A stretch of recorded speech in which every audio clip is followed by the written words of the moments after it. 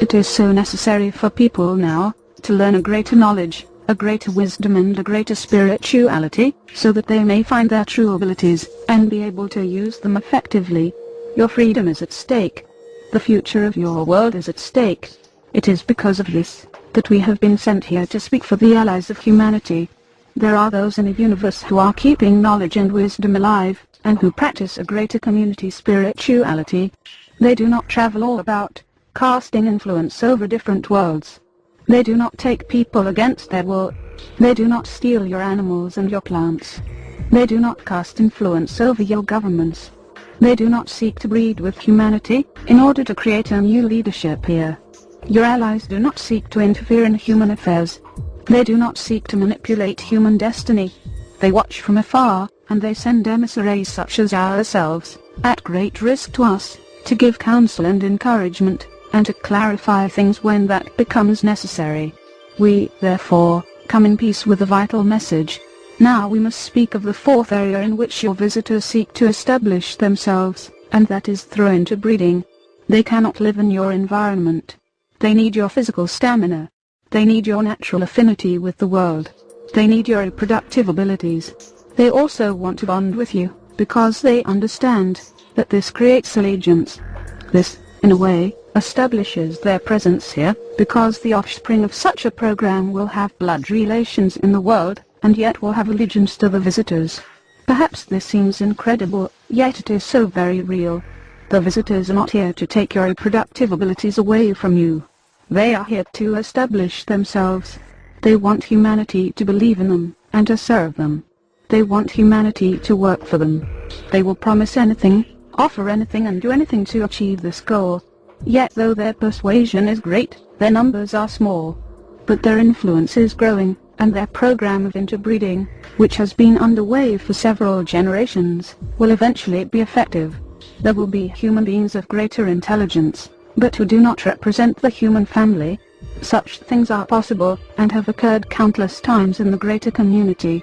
You have only to look at your own history, to see the impact of cultures and races upon one another, and to see how dominating, and how influential these interactions can be.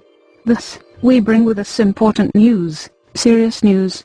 But you must take heart, for this is not a time for ambivalence. This is not a time to seek escape. This is not a time to concern yourself with your own happiness. This is a time to contribute to the world, to strengthen the human family, and to call forth those natural abilities that exist in people, the ability to see, to know and to act in harmony with one another. These abilities can offset the influence that is being cast upon humanity at this time, but these abilities must grow and be shared. It is of the utmost importance. This is our counsel. It comes with good intentions. Be glad that you have allies in the greater community, for allies you will need. You are entering a greater universe, filled with forces and influences that you have not yet learned how to counteract. You are entering a greater panorama of life, and you must prepare for this. Our words are but part of the preparation. A preparation is being sent into the world now. It does not come from us. It comes from the Creator of all life. It comes at just the right time. For this is the time for humanity to become strong and wise. You have the ability to do this. And the events and circumstances of your life create a great need for this. Second briefing. The challenge to human freedom. Humanity is approaching a very dangerous and very important time in its collective development. You are on the verge of emerging into a greater community of intelligent life. You will be encountering other races of beings who are coming to your world seeking to protect their interests, and to discover what opportunities may lie ahead. They are not angels or angelic beings. They are not spiritual entities. They are beings who are coming to your world for resources, for alliances and to gain an advantage in an emerging world. They are not evil. They are not holy. In that, they are also much like you. They are simply driven by their needs, their associations, their beliefs and their collective goals. This is a very great time for humanity, but humanity is not prepared. From our vantage point, we can see this on a larger scale. We do not involve ourselves with the daily lives of individuals in the world. We do not attempt to persuade governments, or to lay claim to certain parts of the world, or to certain resources that exist there. Instead, We observe, and we wish to report what we observe, for this is our mission in being here. The unseen ones have told us that there are many people today who feel a strange discomfort, a sense of vague urgency, a feeling that something is going to happen, and that something must be done. Perhaps there is nothing within their daily sphere of experience that justifies these deeper feelings, that verifies the importance of these feelings, or that gives substance to their expression.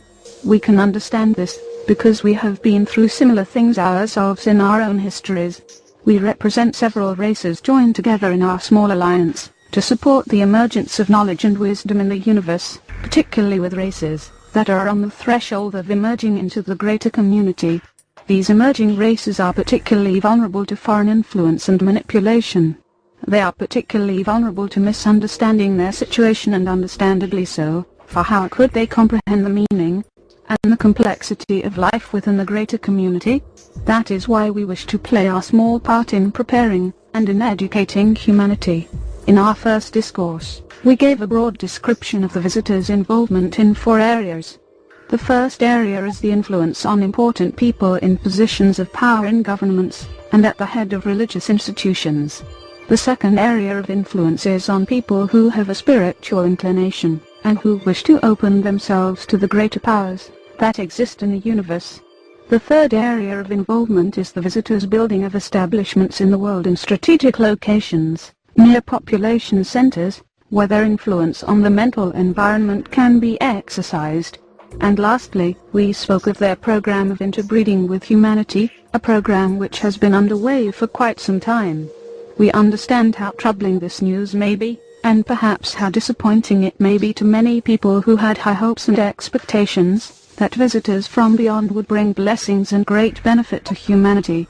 It is natural perhaps to assume and to expect these things, but the greater community into which humanity is emerging is a difficult and competitive environment, particularly in areas in the universe where many different races compete with each other and interact for trade and commerce. Your world exists in such an area. This may seem incredible to you, because it has always seemed that you lived in isolation, alone within the vast emptiness of space. But really you live in an inhabited part of the universe, where trade and commerce have been established and where traditions, interactions, and associations are all long-standing. And to your benefit, you live in a beautiful world, a world of great biological diversity, a splendid place in contrast to the starkness of so many other worlds. However, this also gives your situation great urgency and poses a genuine risk, for you possess what many others want for themselves. They do not seek to destroy you, but to gain your allegiance and your alliance, so that your existence in the world, and your activities here can be for their benefit. You are emerging into a mature and complicated set of circumstances. Here you cannot be like little children, and believe and hope for the blessings of all whom you may encounter.